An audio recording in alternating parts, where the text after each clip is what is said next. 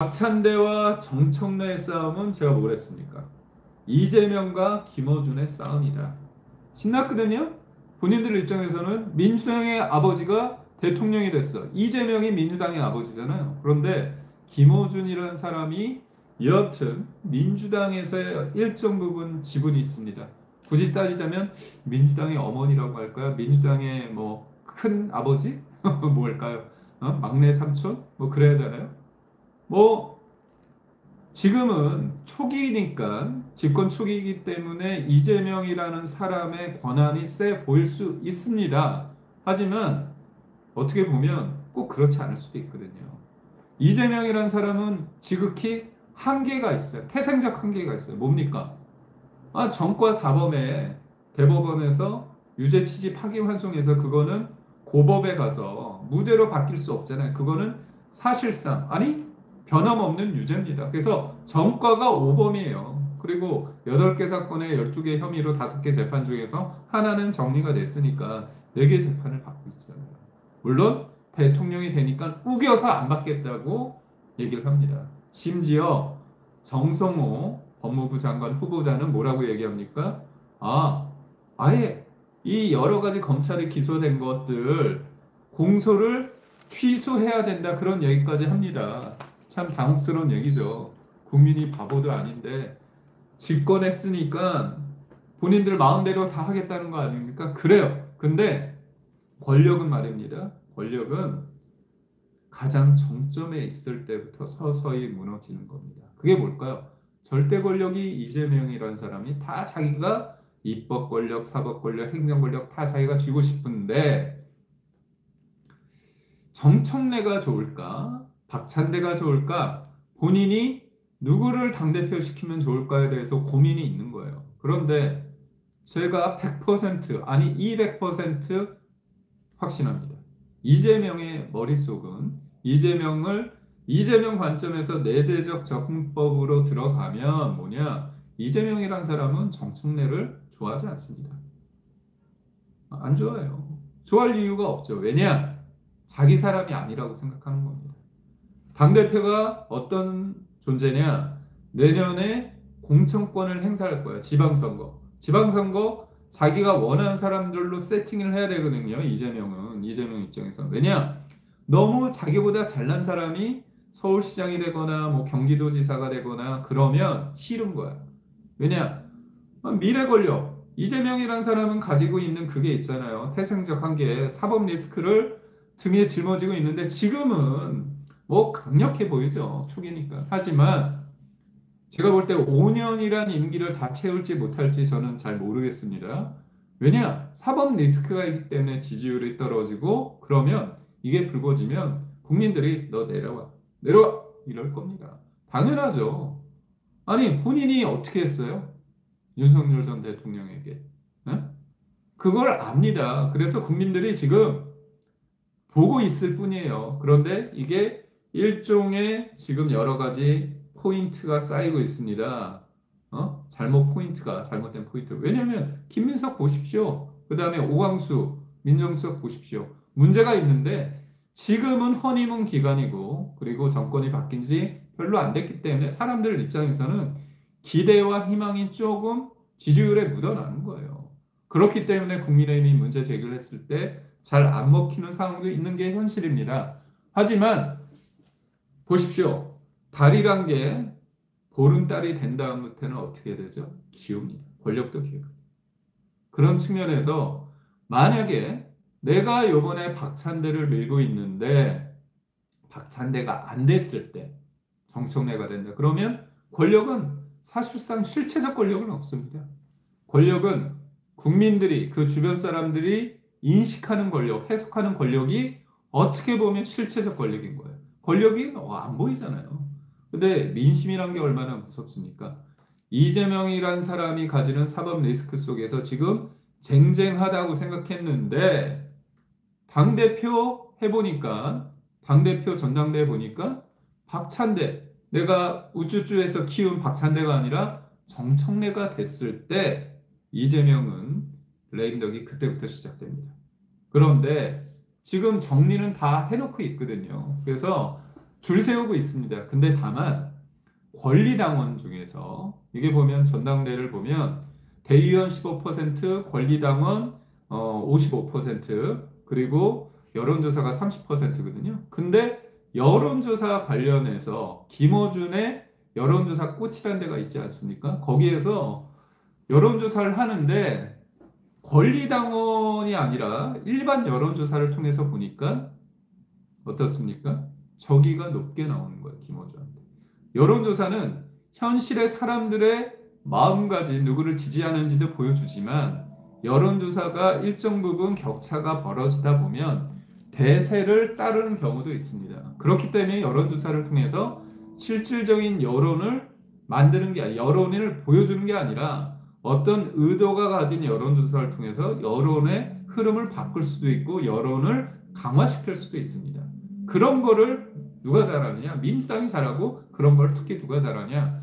김어준의 여론조사 꽃에서 잘합니다. 김어준이라는 사람이 음모론자잖아요. 그렇기 때문에 그런 것들을 잘 하는 겁니다. 근데 요번에 여론조사 꽃에서 그런 여론조사를 돌려보니 국민들 대상으로 했을 때 일반 여론조사를 하니까 높게 나오더라. 김어준의 여론조사 꽃에 의하면 정청래가 박찬대보다 잘 나오더라. 이게 결과가 나온 거예요.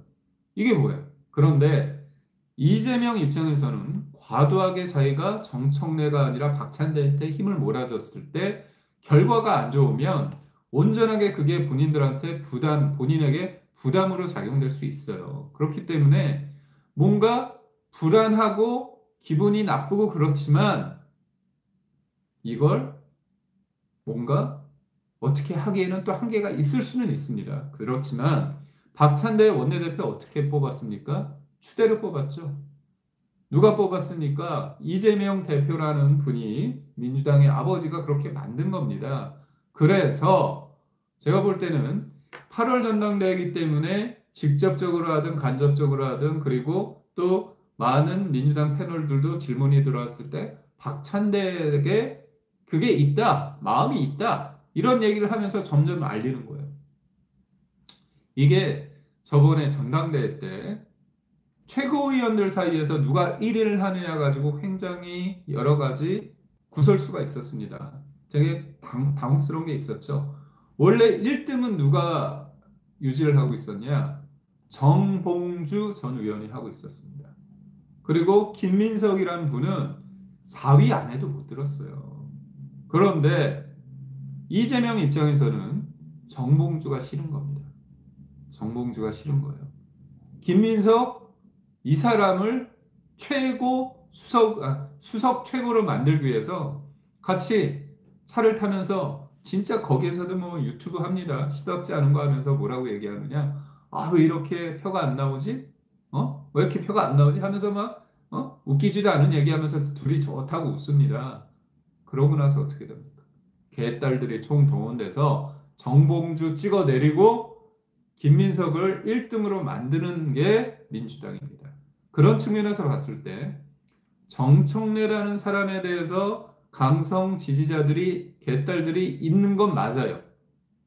권리당원들도. 그런데 그 권리당원들을 컨트롤하는 사람이 김어준이냐, 정청래냐, 이재명이냐 여기에서 좀 어떻게 보면 묘한 일들이 빚어질 수 있다. 이게 관전 포인트입니다.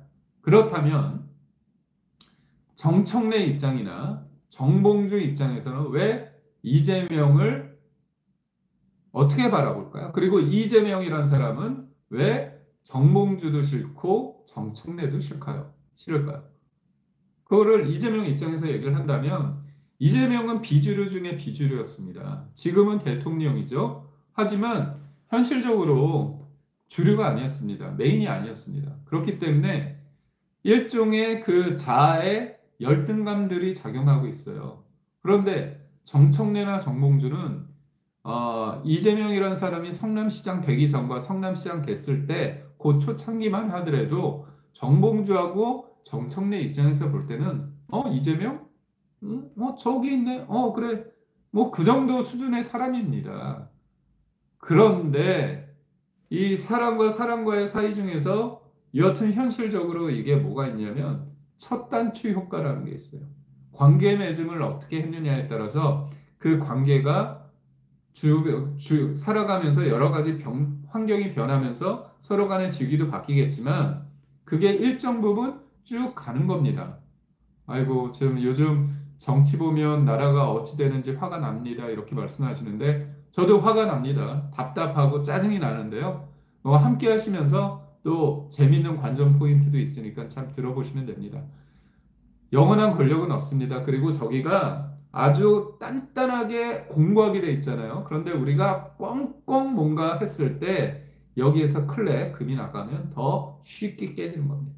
모든 것들은 작용과 반작용이 서로 계속 이어지는 거예요. 그래서 우리가 어디 있느냐가 중요합니다. 우리가 지금 조금 힘든 국면에 있는 건 맞아요. 저쪽이 신나는 국면이 있습니다. 하지만 우리가 이 어려움을 인지하고 우리가 어디 상황에 있고 어디에서 반응한다는 걸 위해서 우리가 노력하고 단단해진다면 그리고 그 사이에 저들이 신나가지고 오만해지고 있는 상황 속에서 분명히 골든 크로스는 있을 수 있다.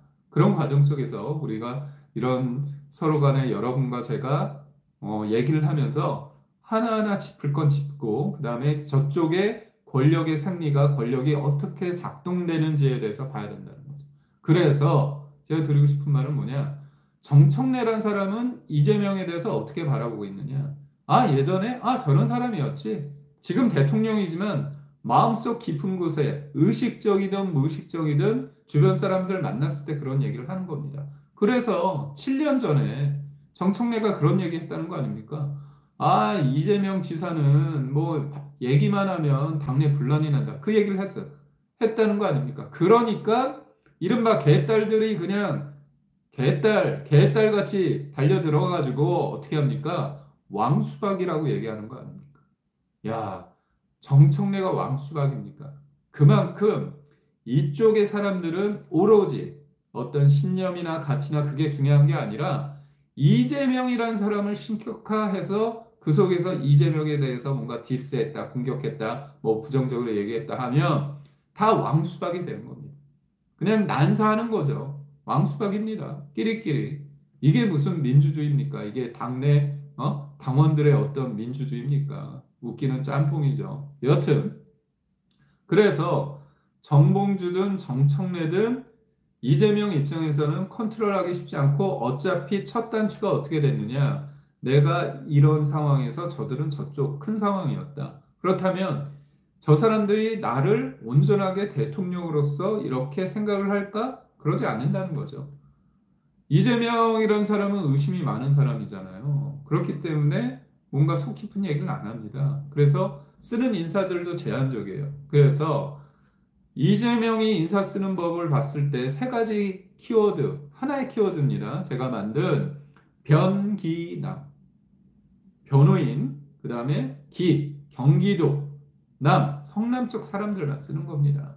변기남 인사인데 그런 측면에서 봤을 때 정청래도 그 코어 그룹에 못 들어오는 거예요. 어차피 정청래라는 나를 예전에 그렇게 봤지. 그리고 7년 전에 나에 대해서 뭐 내가 얘기만 하면 당내 분란을 일으키는 존재라고 규정했잖아. 그리고 기자들 사이에 최근에 또 여러 가지 얘기가 있습니다. 제가 다음 기회에 제가 기자분들 그리고 당내 인사 그리고 민주당 인사들 제가 뭐 패널을 하기 때문에 이런저런 얘기를 듣는데 다음에 더 좀 재밌는 얘기 말씀을 드리겠습니다. 그래서 중요한 게 그렇습니다. 김병기 원내대표하고 이 원내대표가 됐죠. 김병기와 서영교가 경선을 붙었을 때 갑자기 녹취가 나왔잖아요. 김병기 아들 관련해서 원래는 떨어졌는데 오로지 김병기 아들만을 위해서 경력직 채용이 이뤄진 거잖아요. 녹취를 보면 김병기 의원의 배우자가 국정원 기조실장과 통화 내용이 녹취가 그대로 적나라하게 나옵니다. 거기에 보면 뭐라고 돼 있어요? 아무개 씨, 그 김병기 의원의 아들만 뽑으면 문제가 되니까 이렇게 여러 사람들 뽑을 때 뽑겠다. 이번 믿어달라. 그런 얘기까지 합니다. 그런데 이런 내밀한 녹취가 어디에서 나오겠습니까? 국정원에서 검찰이 국정원을 수사한 내용도 아니에요, 이거. 국정원 내에서 감사를 한 거겠죠, 감찰을. 그렇다면 그 생생한 녹취가 왜 나왔을까? 그거는 결국 권력 암투가 시작되는 겁니다. 원내대표 때 뭔가 본격적인 암투가 수면 위에 올라왔는데, 이제 거기에서는 김병기 의원이 되고 나니까 그거에 대해서 우선은 로키로 가고 있습니다. 근데 그 보도를 어디에서 했습니까? MBC에서 했습니다. MBC에서 그 보도를 통해서 김병기 현 원내대표 당시 의원을 날릴 수도 있는 상황이었습니다. 그런데 원래 MBC가 첫날 보도 두 꼭지를 하고 다음날 보도도 있었어요. 그런데 참 재미있는 게 다음날 보도를 안 합니다. 뭔가 있는 거 아닐까요? 좀 뭔가 있을 것 같은데. 여하튼 지금 권력 암투 1라운드가 진행이 어설프게 됐다가 홀드입니다. 그런데 뭔가 잘 접점이 있었기 때문에 더 이상 파열음으로 안 가겠죠.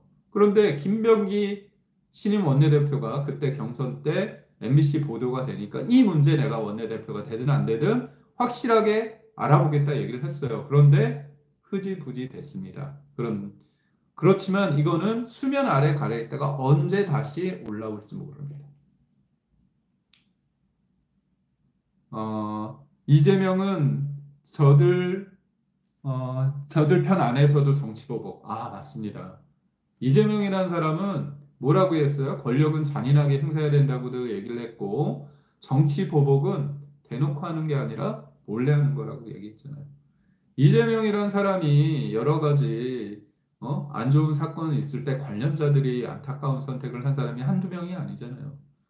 근데 어떻게 그런 사람을 국민들은 뽑는 건지 좀 죄송하고 답답하고 그렇습니다. 하지만 여튼 그건 그렇고, 그래서 원내대표 경선에서 빚어졌던 그 권력 암투가 수면 위로 올라왔다가 어설프게 잠시 봉합이 된 상태입니다. 이게 또 언제 터질지 몰라. 그리고 본격적인 권력 암투 나오는 게 전당대회입니다. 그래서 저는 박찬대가 될 가능성이 있다고 보지만, 그럼에도 불구하고 정청래가 된다고 한다면 그거는 대박이 되는 겁니다. 그렇다면 정청래는 그 기세를 몰아서 김어준과 함께 이재명을 견제하면서 이재명을 사법 리스크를 툭, 툭, 툭 치면서 본인들의 어떤 목소리를 키울 수 있고, 그게 싫기 때문에 이재명이라는 사람이 정청래를 누르는 순간 그게 힘으로 눌리면 잘 되겠지만, 눌리지 않고 뭔가